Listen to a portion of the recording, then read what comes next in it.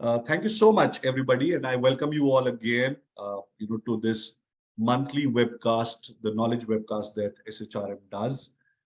My name is Ashish Kaul, and I represent SHRM. I work for the advisory and knowledge services at SHRM. I additionally also take care of our PSC and a government business. Uh, Happy to be doing the second in series of the webcast on, in this month. The topic for the day, as we said, is performance, a culture of high performance and its impact on talent retention. And no surprises here to guess who the speaker is. As you can see him on the screen, I'm absolutely pleased, genuinely feeling blessed to be talking to none other than Pradeep. Welcome, Pradeep, on the show.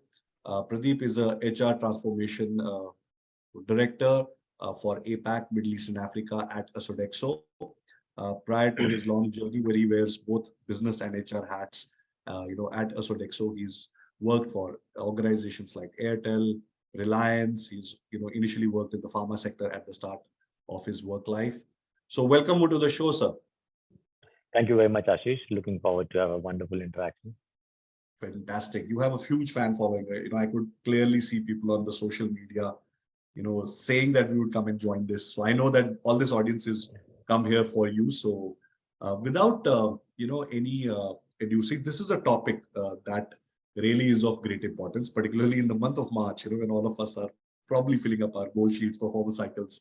I know everybody's thinking whether I'm going to get that percentage hike, how's the retention, going to be linked to it. Managers would be worried about that. People are also on the, it's a common joke right now. Do I need to look for a job or do I need to wait for some time?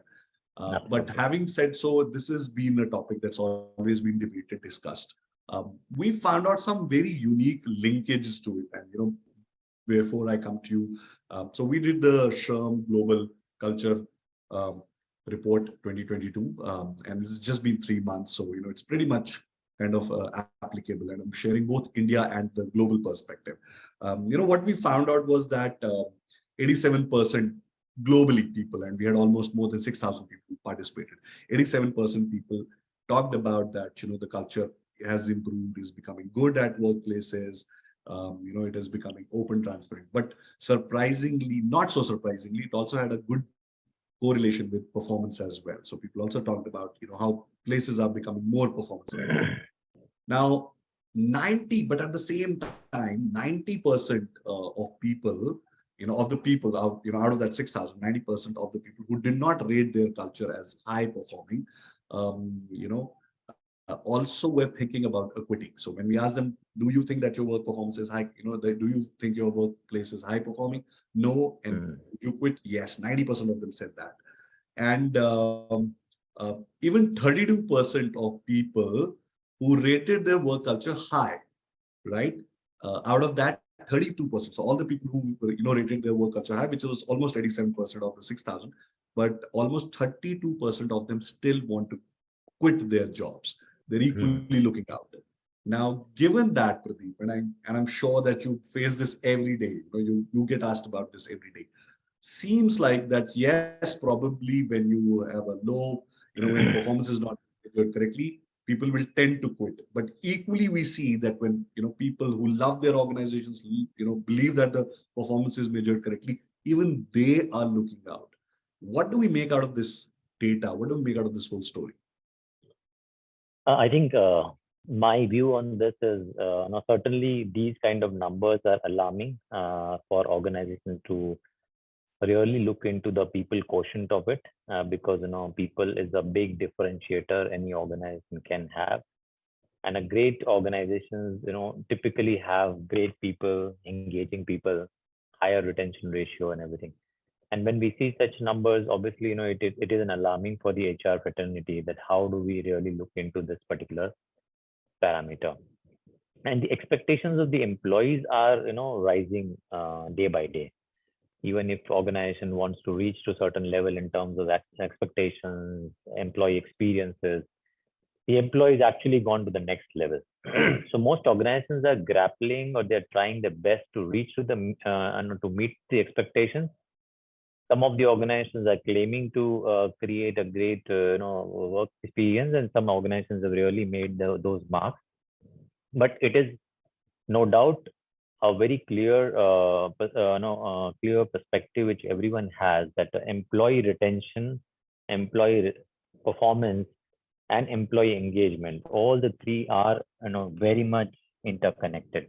And whenever the organizations have seen performance management in a very myopic manner, or just the performance management as a KRA exercise where people are given some goals and they are supposed to achieve those goals, those organizations have kind of a bit of struggle, because the performance management process, or we call it high performance culture.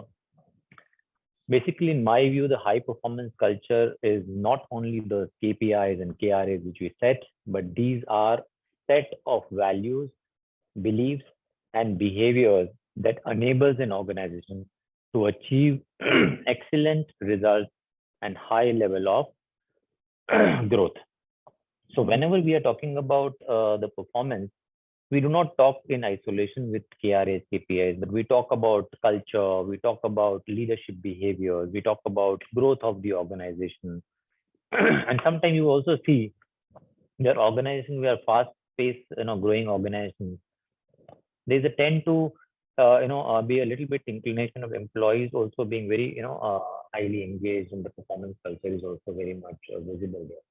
So the organization which has nicely kind of interjected and nicely integrated the values, the competencies, the leadership framework, and the growth, and then we'll talk a little bit more in detail with the performance management process. Those organizations, employees have a higher clarity, kind of a very clear vision about organizational goals, and they have a higher retention or higher engagement ratio. So I would like to see a performance management process in a very holistic manner, rather than just looking from a goals or objectives or KPIs, whatever is called in the organization context. That's so well said, Pradeep, because I love the way you connected it to a holistic. I think that's the key word that stood out for me. It's not just certain tools, processes, or an activity to be filled up. Once your HR kind of sends you the nth reminder, to say that please fill this up. Now, I love the way that you connected all of them. If, say, for example, if you had to kind of, put certain characteristics to a high performing culture, and I know that you talked about, values, competencies, how does it sit in the overall culture? How do we identify? See, if I was an employee and all of the 100 people that are logged in, if they're to identify whether they're sitting in a high performance culture or not, how would we know about it? Maybe some of the point of some of those characteristics which I see, and probably there are many, I would say, and it depends on the complexity of the organization. What are they aiming at? Maybe what kind of services they give, is a product based, service based, and but if I have to generalize, which everyone can relate with, is there are a few characteristics. Number one is understanding on the big picture. The big picture, not in terms of jargon, but big picture in terms of whether employees are clearly aware about what is the vision of the organization in terms of 2025, 2030. Like, in my organization, we have something called, a Vision 2025, or Ambition 2025. So the Ambition 2025 remains as the core of every meeting we start, or every business activity which we conduct. Example, if I start a HR meet, I start with my Ambition 2025. Similarly, organizations like us and many of the manufacturing organizations, they have safety as one of the bigger parameter, that they want to take care of employee safety and well-being. Example, if we don't want to be very much number driven, that okay, I want to have X revenue, X profitability, a bit XYZ, and we want to be touching the hearts and and the lives of the employees, and organizations are talking about wellness scores, and employees and organizations are talking about safety at like in my company in Sodexo, and we are almost 50,000 people in India and Asia, Africa. We are almost 85,000 people. So any meeting we start with our safety briefing. So everyone will talk, the leader will first talk about what is employee safety. So what I'm trying to probably say here is that one of the characteristics is communicate a big picture, clearly defining the purpose of the organization. And I'm sure many of these, participants in the today's session, they would correlate with the purpose statements or mission statements and how people connect with the purpose of the organization. So when employees are able to connect with the larger purpose of the organization, they become engaged and they want to retain or they see a long-term career in the organization, because most people, as you rightly mentioned, Ashish, they want to grow in the company, and they want to grow with a company which has an ambition, which has an aspiration, which focuses on people growth, XYZ. So that's one of the characteristics, which is a big picture. Second could be, maybe inspiring and ongoing goal setting or something. So like in my company, and if I really go through a very transactional mode, there's a team which continuously audits the KRAs on a smart framework, that we ensure that everyone has those smart goals and they keep on audit. Because sometimes there are people who have joined during the year, there are people who have got a multiple role because of the job enlargement. Many of the organizations, they don't really recalibrate their goals and other things. So how are we focusing on those calibration of the goals, communicating those goals and everything? The third thing is, we have a framework called Aspire in my current organization. So the Aspire framework talks about a discussion between employee and manager about goals, about careers, about development action plans, and any kind of feedback. So feedback is also, it's not just that manager is giving feedback to employee that where you want to improve upon. The format of this entire Aspire framework is that at the end, employee gives the feedback to the manager, that this is what I am expecting you to support me or XYZ. So there are multiple characteristic of an organization. Maybe I can keep on going, but I would like to certainly pause myself, and maybe during the subsequent part of the session, I will try to touch upon some of the other facets also of a performance culture. Fantastic. I'm so glad, Pradeep. I couldn't stop myself to put it even on the chat to say that thank you so much.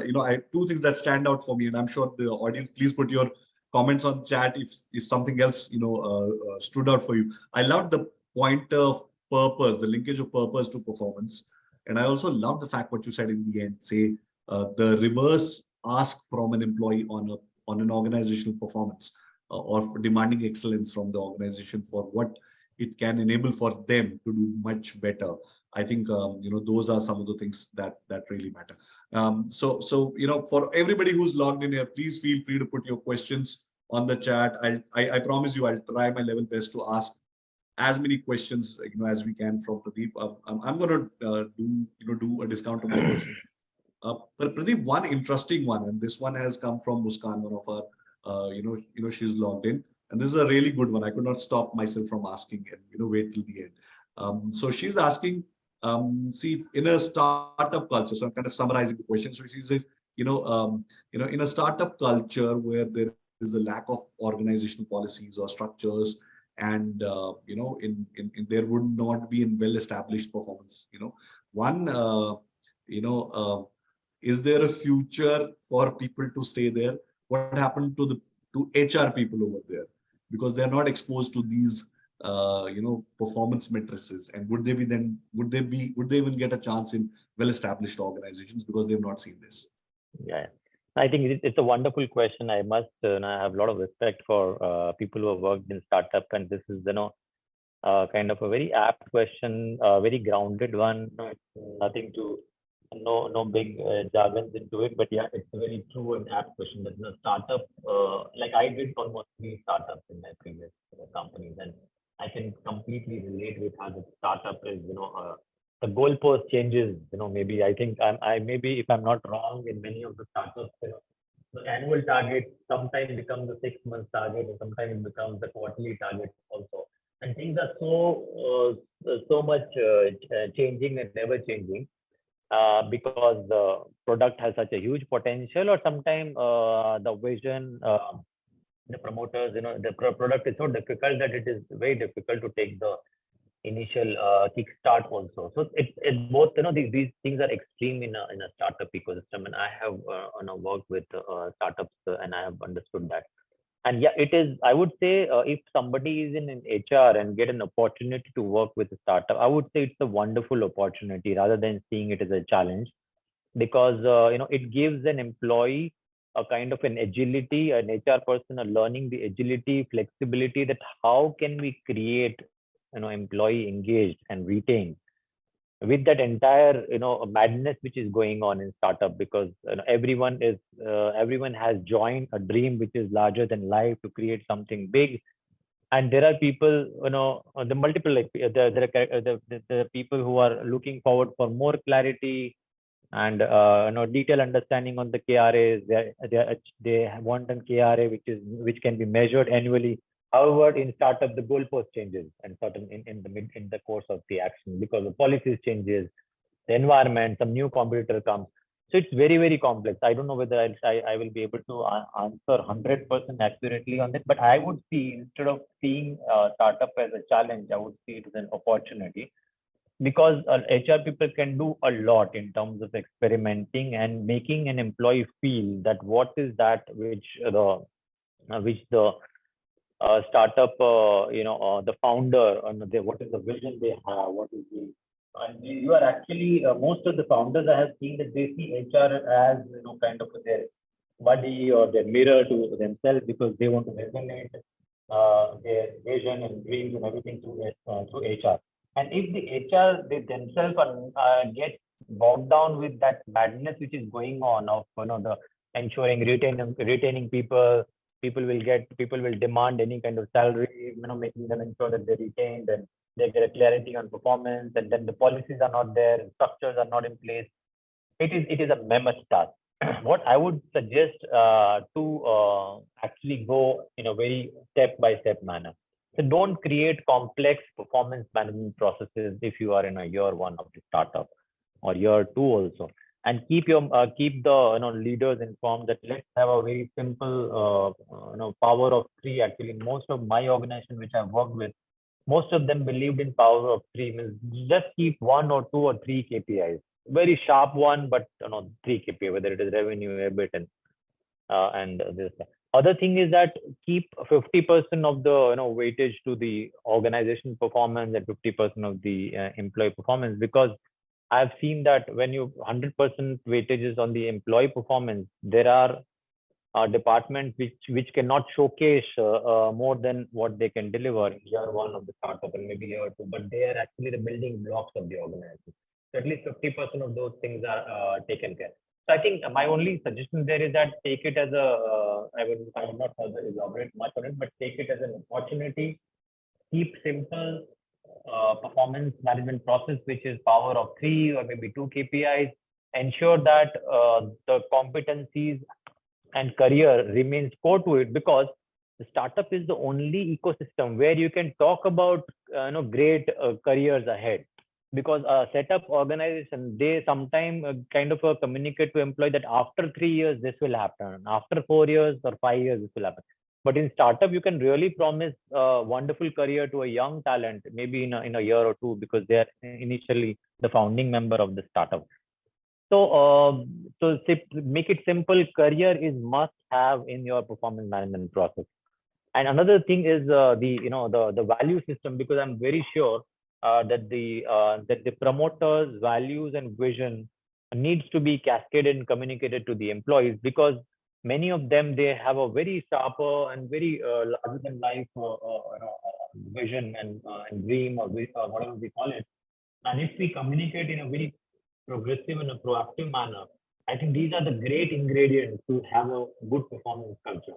But these are easy to say, but in reality, I'm sure you would face challenges, and I think you would try to navigate it by implementing one or other thing. Ashish. Yeah, thank you so much. And as you were talking, you could see clearly the chat box is like full of fire. People are talking about and I could see a lot of conversations around Aspire. Now, we also have a poll which I had actually kept for earlier, but I think, depending on what the conversation went in, we'll have that poll for everybody who's logged in. We'll soon have a poll, but there's one question which is repeatedly coming up. And I have like a couple of people, for example, Muskan asked about it. Subodh has asked about it. Even a Nazar Muhammad who's asked me some elements of it. I could see Asaloni and everybody talking about it on the chat. Thank you all of you for absolutely keeping this session alive, and we are not the only people who are adding in. It's a knowledge cast, so everybody adds in. But Pradeep, here is Ashish, just one. sorry to interrupt. One more thing on Muskan's this thing, because I did that startup and I realized that really helped me was and my apologies for interrupting you in between. No, please go ahead. So connecting the reward and recognition, employee recognition framework with the performance management framework, because most of the startups, you don't wait for those quarterly results because you are chasing month on month and half yearly and annually. And a very established organization, they see annual kind of an appraisal, but in startup, a lot of things are going on. So I have seen a progressive HR people, they using employee reward and recognition framework. So sometimes employees in an engaging environment, in a high retention environment, they are not looking forward for that appraisal discussion, because appraisal discussion or the performance discussion is always discomforting. That what surprise I'm going to get from my manager and whether my data will be challenged or not. But one thing which HR can do is month on month identifying the great behaviors and performances in terms of matrices, whatever, and then deploy an informal and formal mechanism of reward and recognizing people. Because Right. And actually in one of my previous organization, we used to measure, we had a statistics and dashboards to measure the reward, basically we call it reward charter or something. So wherein every month I used to measure that at least 500 people have been appreciated formally, informally. Like giving you a simple example, an appreciation given by an informally to a manager to an employee, there used to be a bouquet on the desk of the employee, or we used to have a helium balloon on the desk of the employee. And everyone used to ask and say, what did you do, Pradeep? Why a balloon on your desk? And then that appreciation goes long way, rather than that increment letter of maybe whatever X percentage, because sometimes it motivates and demotivates individuals. So just to add to that startup ecosystem, I think the a well mixture of appraisal process, the performance management process, and the recognition process, if it is nicely softly embedded, wonders can happen especially in a startup ecosystem kind of an environment. Ashish. Yeah, absolutely. One of the questions that everybody, asks, and I'm going to quickly take it on. How do you measure high performance culture? Yeah, I know you've given bits and pieces of it, but if you could just summarize in a short way, how do we measure before we move to the other questions? See, there are some standard mechanism to measure the high performance culture. Is example, directly your retention percentage, is it improving year on year or not? Some X percentage improvement or year on year. If your attrition is going up year on year, there is a issue, and majorly these issues are related to performance, because you started with that survey which clearly talks about that there is a sizable people who are disengaged. The other issue with many of the organizations, are the performance management process itself, because it's so much ranking driven. Like in our school, the backbencher will always always have from class one, day one of the class, they feel that I'm not going to be in the top 3, so they give up from the day one. And the classic performance management process, the issue is that your 70% of your organizations, organization employees are disengaged, because those 5 or 10% of the population, because maybe the bell curve, or you may not have bell curve, but there's a standard curve everyone wants to follow. But people understand that by performance management process, you are disengaging the large population of the organization. And the way it happens in school, that almost 60%, 70% of the kids, they never get never get 1 or 2 or ranking, and never get a chance to get appreciated on the stage. Similarly, employees are also grappling for attention, grappling for appreciation, because everyone goes through a different kind of tools and resources and everything, and hence they can perform at certain level. But we cannot afford to have large set of organizations getting disengaged, because many of them part of the bell curve or some other processes which organization has. Reading right. So first is the attrition and no, our attrition kind of thing. The second thing is the culture survey. Actually, we do a culture survey in the organization. The scores around culture survey also important. Third thing is the net promoter score. The employee net promoter score is also one of the ways to measure the performance management process is active or not. Or there are some other operational element apart from employee engagement scores and everything we have. There are some operational element also which ensures, example, the timely completion of goal setting process, or the quality of goal setting done in the system, maybe process, whatever. If you have offline, online, I'm not saying that digitize everything, but if the goal settings are just few lines and doesn't have measurers, doesn't have the goals are not aligned with the organization mission statement XYZ, then you are very sure that that your performance culture is not there. So that is the goal alignment. The other thing is regular performance conversation. So most of my previous organizations, we had a very clear statistics getting published that employee and managers have to or has already completed average 3 conversations during the year. Okay. And most of the organizations are now stopped calling performance review. They are saying performance conversation, because the review means that manager is reviewing and asking the employee to show the scorecard or whatever it is. But the conversation is that the discussion speaks about objectives, careers, training, and maybe the feedback to the manager that please let me know where I need to improve upon. So that's why if you check in your organization that do you have at least 2 or 3 conversations in a year, then the third thing is a strong leadership. At leadership level, if you have a high churn or something, then there is a possibility that we don't have a good performance, basically culture. The another measure of the performance culture is the development action plan completion percentage. Are people completing the DAP, whether it is a succession DAP or performance DAP? Because both the DAPs are in my most of my companies. My succession DAP were completely different and performance DAPs were complete. And what is the percentage of closures of the DAP? Or maybe the agility index, that are we prompt enough, and there are ways to measure agility index. So these are some of the, I'm saying the parameters, there are various other ways also the organizations are measuring, but I don't want to go further deeper into it. But the quality of performance conversation, I think some of the participants also measure, and thanks for reminding that are we rating managers also that how qualitative the conversation was? And like in one of my organizations, we implemented on the go survey. So what happens before I start the meeting, I send a survey to everyone, and then I get a survey result, maybe just in the form of smiley only. Then I figured out, 70% of my team members are, because it is an anonymous survey, 70% of my team members are disengaged. Then how am I starting an innovation meeting for the year where 70% of my people are completely disengaged? So I need to fix the engagement before I actually start a meeting. So those kind of measures, are there. And yes, I think somebody spoke about agility index and everything. So there are questions, and there are ways you can measure the agility index. And maybe I can offline connect with some of you on LinkedIn and probably give some insights around it. But the objective is not to create a very detailed questionnaire for employees and another survey for the employees. But the question is that how do we make it simple?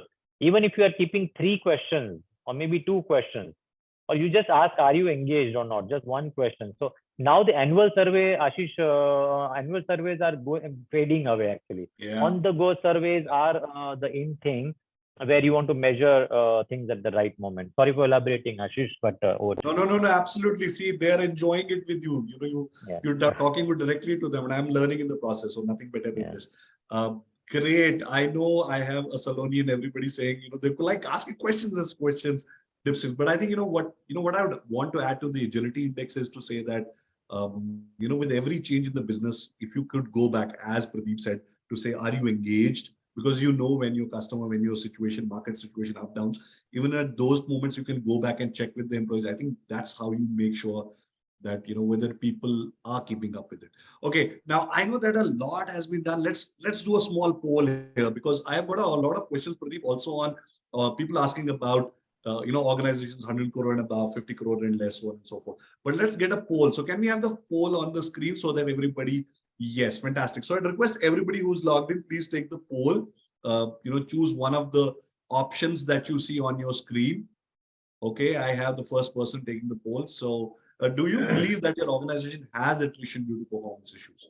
So, it's a single choice question. So let's see, what do people largely think about?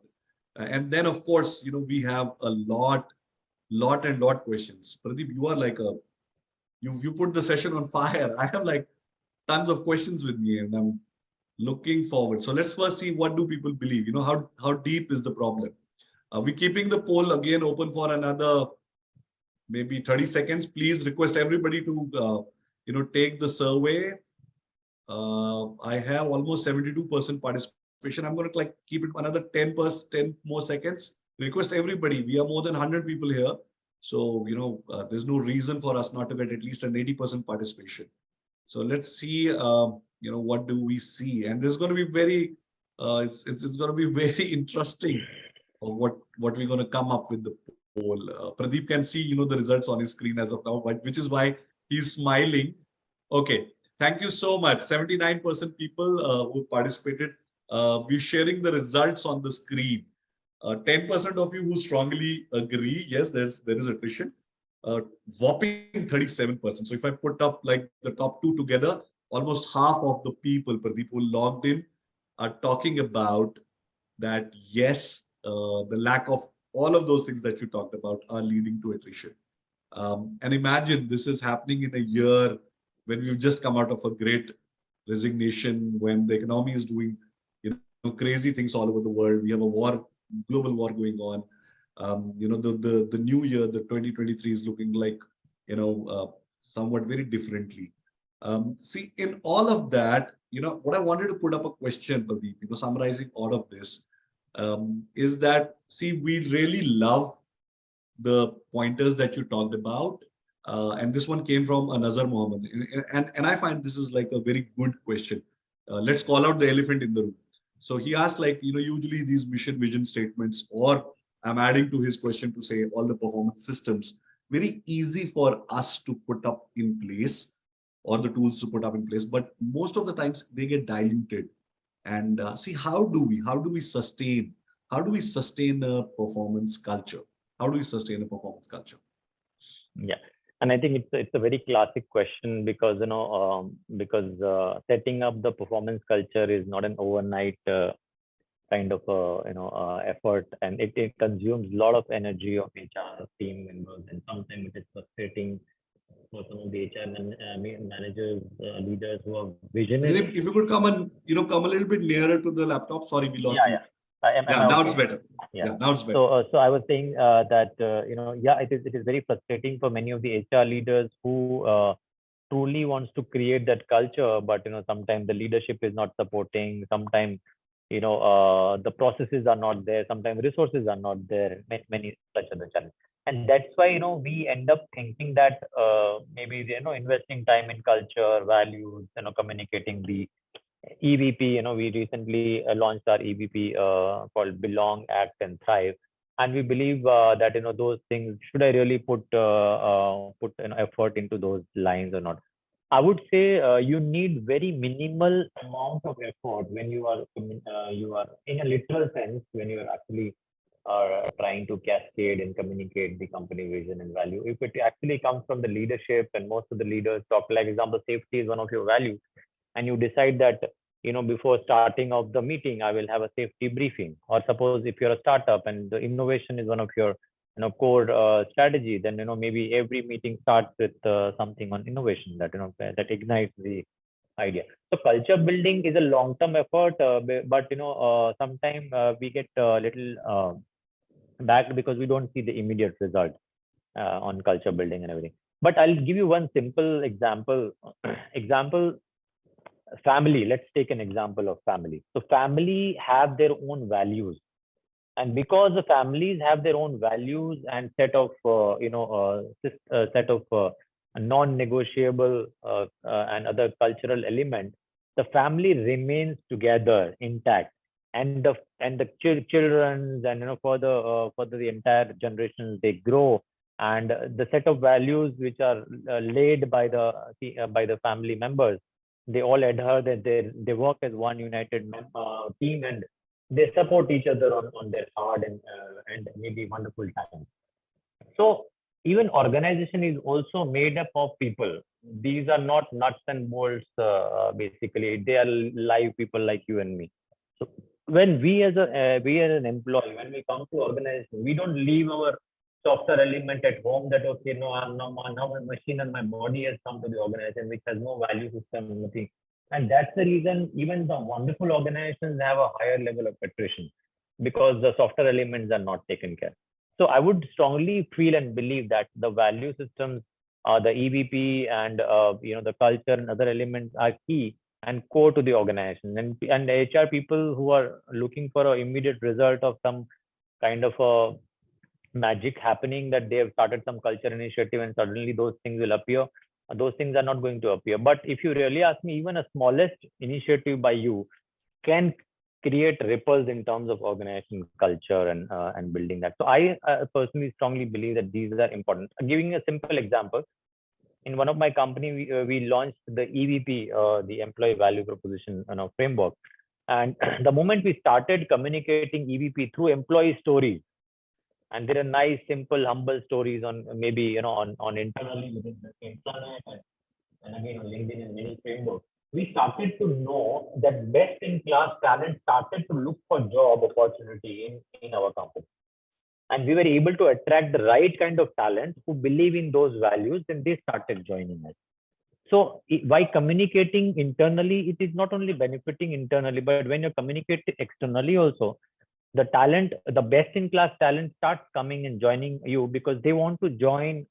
And even if we do a poll that whether you want to join a wonderful culture organization, or you want to join an organization which is really having a high level of disengagement, all of us wants to stay happy. None of us wants to go frustrated every day home and doing. So that culture is important actually. And whether we ignore it or we actually spend, and I would say most of the strategic initiative, you just need to spend 10 or 15% of your time, and then the rest of the things actually is taken up by the employees only, because culture building is not HR job. It's a leadership job. It is everyone's job. However, we set the platform. Example, if the culture is innovation, and our reward and recognition process is built around people who are innovating, where good things are appreciated daily basis, they're appreciated monthly, there are some R&Rs around, then the innovation talk on innovations are happening. We started supporting, for example, one of my company, we support we had one of the important value was innovation. So we used to promote and support, and we used to invite startups into our company. And the startups used to present, and then we used to fund those startups. So when we started funding the startup, the employee understood that the innovation is not only internal innovation, but innovation is in the resource allocation and how the leadership are spending time and many other things. So what HR can do, because we drive the systems, processes, policies, and everything, our core values or many other things has to be embedded into all our HR policies and process system.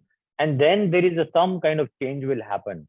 But that change will certainly be a welcoming change. While you will not be able to visibly see it, but in a year time, in some month time, they will see, oh, this HR person had come to my organization, and he or she had created this wonderful culture of XYZ. Because even the culture cannot be copied. It is unique to every family, and similarly, culture or values are unique to every organization. And we need to, kind of foster that culture in the company. Well said, Pradeep. You're putting me under pressure now. I'm under a huge performance pressure to get everybody's question in. Now, here is one question that you'll be surprised. A lot of people, and I'm sorry in advance if I miss somebody's name. So I had this question coming from Shilpa, Ishwar, Murli Krishnan, Tanya, and many others. I'm so sorry. It's difficult to keep up with the chat, and some of you are even sending me one-on-one. But see, the question is very powerful, and Pradeep, somebody with your experience would have taken this. See, what they're all asking is, one is that in the new gig world, in the hybrid world, in online modes, how justificable or how justifiable is it to have the same framework for different set of employees? Work from office, work from online versus a hybrid. Even sales folks who are on the ground. How is it justificable to have one? Because in this world of customization, even my ice cream comes customized. Even the way I look on my Zoom is customized. How effective is one size fits all when it comes to a performance? And Yeah, you've been it's saying a this, very keep it simple. And you've been saying this, keep it simple. Now I want to look how, what would you answer to this one? yeah, I think it's a very difficult question, and is there one yardstick one can really one can be really measured to? And I'll give you one simple example, and probably pardon to my perspective that see, a lot of time, like we all have done our management, and during our management, some of us might be wonderful in our study, somebody might be at a middle level, and somebody could be very in average, but some of them are wonderfully doing great in their organization. So sometimes I strongly believe that that the organization culture and the environment fosters the performance of the employee. So there is no doubt, and it is not the onus of employee only to perform. Actually, the environment has to be supportive. And yes, individual characteristics are also important, but if the environment is not conducive, the challenges are there again. But coming to the question that whether the one yardstick can be applicable to a particular person, I would say no, and it's a very very apt question, and that's the reason a very specific focus is required. Like in my organization, my current organization, I have a dedicated resource, who takes care of the performance management process, and again bringing that lens to the performance management rather than the overall.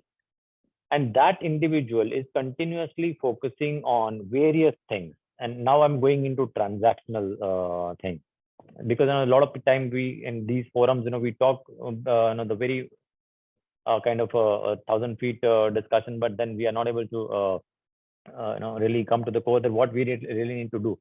So a dedicated performance management person, or we have a talent management person, they do various activities. Number one, obviously those measures and everything, that whether those measures are indicating that we have the right performance culture or not. So they identify the gaps, that there is the issue. Is there a departmental issue? So we something come a little bit closer. We're missing you on, Pradeep. Yeah. So sometime so those surveys XYZ indicate and eradicates the averaging element of it. So there is an element called de-average. So you actually, if you have a problem, when you see everything, it looks wonderful, but when you de-average and when you see the buckets, you find that there are buckets where the problems are there, and that problems are always in buckets, and that clearly indicates that the performance yardstick cannot be uniform to everyone. The performance goal has to be unique to everyone depending upon the job. But it is so exhaustive and intensive exercise for a performance manager who is heading that department to indulge into, to create those unique goals at an every performance level, at an every individual level. And hence there's a dedicated resource who takes care of the, they make the performance library, they make the goal library, and sometimes they do the performance audit. So I get an every month report on the smart audit, goal setting audit report. Similarly, I get every week, I get every quarter, I get a report of how many performance conversations I've done. And then whether those goals, the sign up of the goals by multiple stakeholders, like in HR department, if I have my team members and their goals are validated by my business head, it's not only me, but there are validation and additional validation of it. So sometimes it looks very exhaustive to do multiple validation, unique goals for everyone, and large size organization like me, 50,000 people, the jobs are getting merged. Larger jobs are given, the job enrichment, job enlargement, those things are happening. It's very difficult to keep the pace of the towards the changing organization, and the performance manager who is responsible for drive performance management in the company. That person needs to be really, really active and agile in understanding various elements of it. Sometimes, your strategy workshop happens and there are some strategic goals which comes out of those workshops. It can be in the mid-year, also some goals have been modified. So whether the performance manager is actually changing those goals, updating, and then checking whether what all employees these goals will impact, and do I really need to push these goals into the goal sheets of those employees. So I would say transactionally, it is a very intense process. And at an overall level, I would say that performance, it's like different strokes for different folks. Maybe that's my unique value proposition. You cannot give standard goals to everyone and then assume that everyone will play, because everyone operates in a different environment. Even in India, if you see, India is so diverse. Every geography, the individual is main. Example, sales is managed in different geographies. Every geography is a unique challenges, whether they have economic challenges or they have diverse challenges. And we are a diverse country, so we cannot have uniform goals. We need to have diverse goals. However, somebody should be able to assimilate that these goals should actually lead to the achievement of the organization goals. So it's a very difficult question. I just try to answer at my best level. However, this particular question itself can go for 1 hour, but just I'm for the limit of the time, I'm just sharing some of the major insights on this. Yeah, fantastic. I have another amazing, fantastic question. But before that, what you said, see, Praveen asked us a couple of minutes back, have you talked about D&I, in talent attraction mode? I think I saw a Saloni right now also talking about equity. I'm just linking it what you said, very powerful.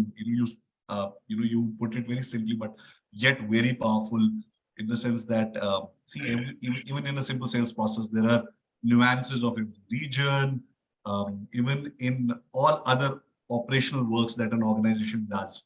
How critical is it to understand, and I'm just taking it like a notch higher, how important or how critical it is to understand the cultural or local nuances, or nuances that might come in because of diversity or because of many other features that should be taken into consideration when setting goals. And is it then fair to say that, say for example, I might have a different number assigned to me compared to somebody else because there are levers at work? Is it fair then to say that? Yeah, absolutely. We need to be very fair with the employee, because I have seen in my own experience that there is a person who was termed as underperformer. The territory changes, then suddenly that person becomes star performer, or the manager changes and they become star performer. So that's the reason, from the beginning only, I'm sharing that the performance management process is so much needs to be go through so much of sanitization before we really implement, because if it is unfair, it has a catastrophic effect on the employees' engagement, morale, and you might lose good employees from the organization, because while designing the performance management process or goal setting process, you have generalized everyone, and everyone has been measured in one yardstick, and you have not de-averaged the problem, you have not understood the diversity of that region. And so more and more rigor is required in performance management process to be really authentic to the ground, to the user. And that's the reason many of the organizations, they feel that the performance management process or increment process or whatever later after the performance processes, they are delinking performance management. And only now the linkages of performance management process with the bonus only, and increment they are linking with the potential and and other leadership behavior, and whether the individual is ready to take up second role and other things. So organizations are trying to delink both the things, because instead of motivating, more and more employees are getting demotivated because of the performance management process. And there I would say onus is on HR team members, because if the right process is not set, we will lose wonderful employees. And again, coming back to the diversity element, and it's one of my important topic, and that's the reason I'll give you one example of my own company instead. So we have something called gender diversity survey, which is available on Google for everyone, wherein 50,000 managers were actually interviewed, and then we measure their performance against the 9 business KPIs.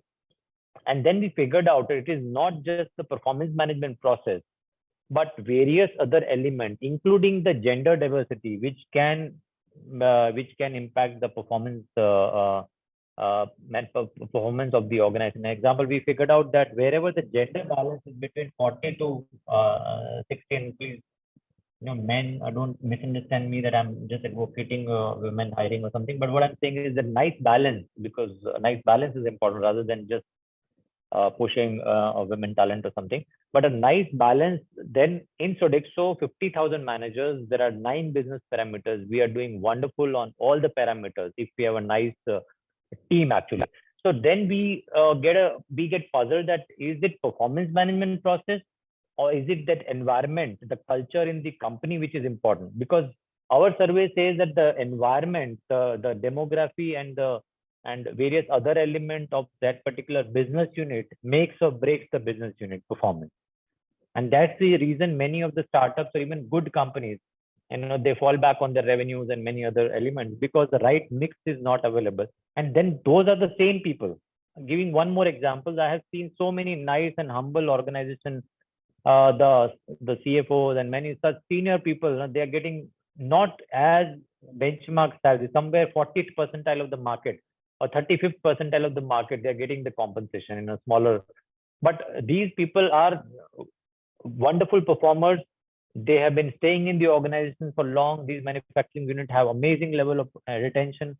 So somewhere it again opens up our thought process that is it just money which is motivating, or there are a lot of other parameters, which motivates the individual. And if we go into that direction, then we further kind of create another debate around it. But I strongly think that we need not, or we should not have one yardstick. We should have a very detailed, unique, individually crafted performance goal should be there. But however, somebody should be able to create and give that visibility to the leaders that these individually crafted goals are leading to the organizational goal, which could be X revenue, X EBIT, X stat, or maybe ROCE, or whatever they are actually measuring in terms of financial KPIs. Thank you so much. I could sense the passion in your voice. As we are nearing towards the end, I still have a lot of questions to ask, and I'm going to, just pull in one of my favorites as well. But before that, I had this question coming from Meenakshi, and I think then, somebody else, I think also, piggybacked on it. One of the questions that came up is, how do you create that fire in the belly of people or for high performance? How do you push people for that passion? If this, if we have to accomplish our goals. Also, at the same time, there could be organizational situations where the goals are accomplished, say, much before the year end. How do you ensure high level of motivation in that case as well? So how do you kind of pull the laggards, the outliers on both sides, the positive and the negative as well? I think the second one had come from Meenakshi, and yeah, maybe probably her. I'm so sorry, I missed out. This is a long chat going on, right? Yeah. So in the organizations, you have average performance also, and somehow they are average because the statistical parameters, the leadership or HR, whosoever is the decision maker, has decided that statistical parameters say that those individuals are average. They may be average or they may not be average. But unfortunately, there is a yardstick or there's a lens. Suppose I'm putting a red lens here between us. I will see red color. And unfortunately, that yardstick is wrong. We might have, derailment in terms of performance and other things. So I think the yardstick should be right when we are designing the performance culture. The second thing is that what are the various systems and processes which enables performance, higher performance culture? I'll give you one example of it. In my company, we have something called STEP dashboard. So a STEP dashboard is a Power BI dashboard kind of thing. So suppose if I go and visit a particular profit center, many companies, they have retail outlets, and retail outlets are considered as a profit center.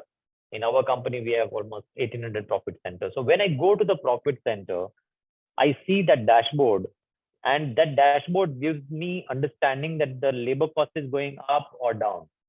the material cost is going up or down, attrition is going up or down, the basically the performance, the attrition or maybe the hiring cost is going up or down.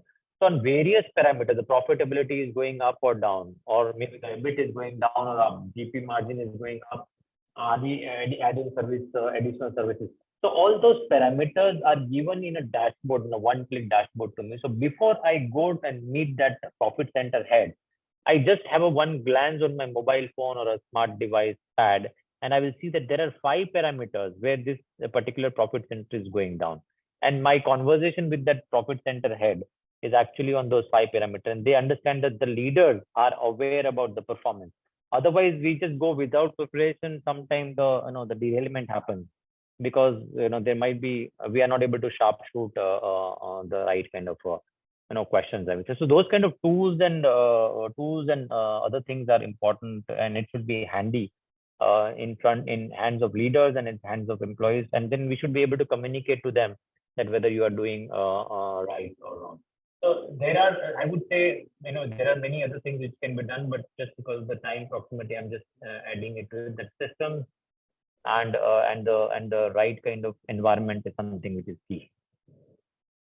Thank you. Here is the last one for the day, for you. And before I ask that question, all of you, please, the feedback link is on the chat. Please do give us the feedback to say how we can make these knowledge casts better.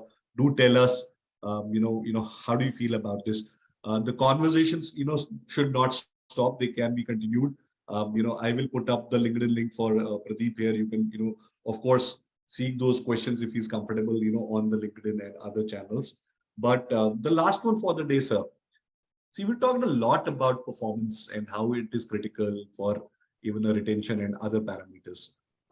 Do you possibly see a potential downside or challenges of high performance culture as well? Downside of high performance culture.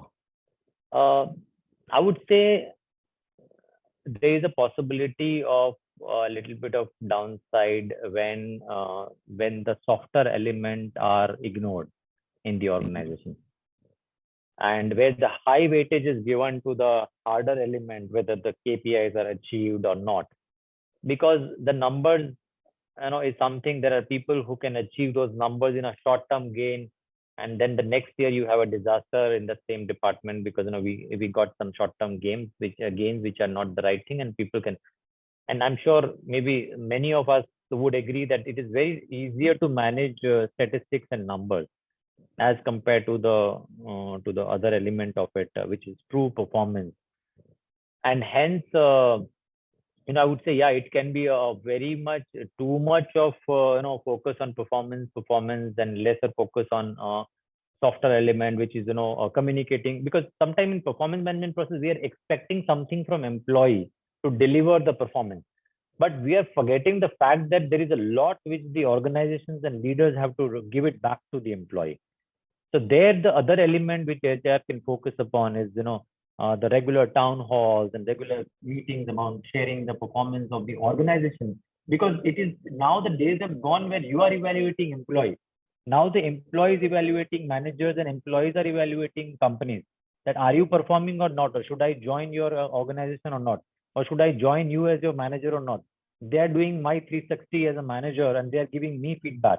More and more HR have started the performance feedback, the reverse feedback of the manager is a compulsory, mandatory. In my company, it's a mandatory that manager needs to give feedback to the employee.